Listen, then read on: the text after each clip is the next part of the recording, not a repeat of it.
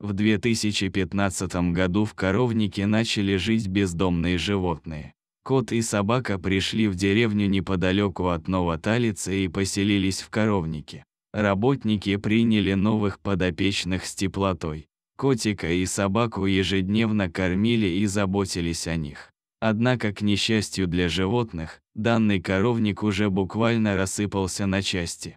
Он был очень старым, построен в 40-х годах. Точно в таком же состоянии была организация, которой принадлежал данный коровник.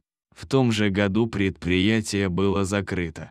Люди лишились работы, а питомцы остались совсем одни. Не позволяли им погибнуть голодной смертью только бывшие работники организации. Они захаживали иногда к Барбосу и Люси, приносили им различные вкусности. Только это происходило очень редко, часто заходить они не могли. Также, неравнодушные люди сделали для друзей лежанку. На ней они спали, обнимая друг друга.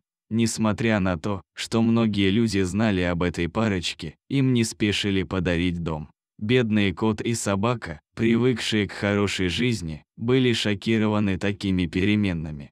Теперь им приходилось самостоятельно добывать еду, а еще спасаться от холода. Ловить для употребления в пищу крыс и мышей они научились, а вот бороться с холодом было гораздо сложнее.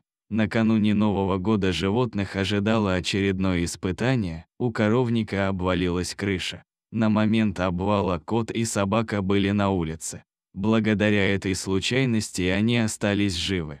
Однако животным пришлось изменить место проживания и переселиться в старую деревянную пристройку. Если коровник был хоть немного утеплен, то старый сарай вовсе никак не защищал от холода. Однако другого выбора у животных не было. Добрые люди принесли для животных подстилку, чтобы им стало немного уютнее.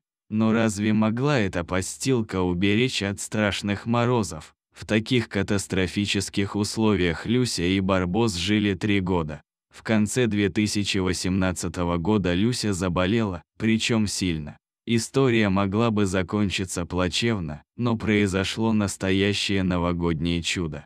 Компания из молодых людей вышла на прогулку. Молодежь часто влечет в заброшенные места, поэтому они не смогли пройти мимо коровника. Когда ребята зашли внутрь, они увидели собаку и больную кошку, которая держалась из последних сил. Ребята сделали несколько фото и выложили их в социальных сетях. Уже через несколько дней за животными приехала семья и забрала их.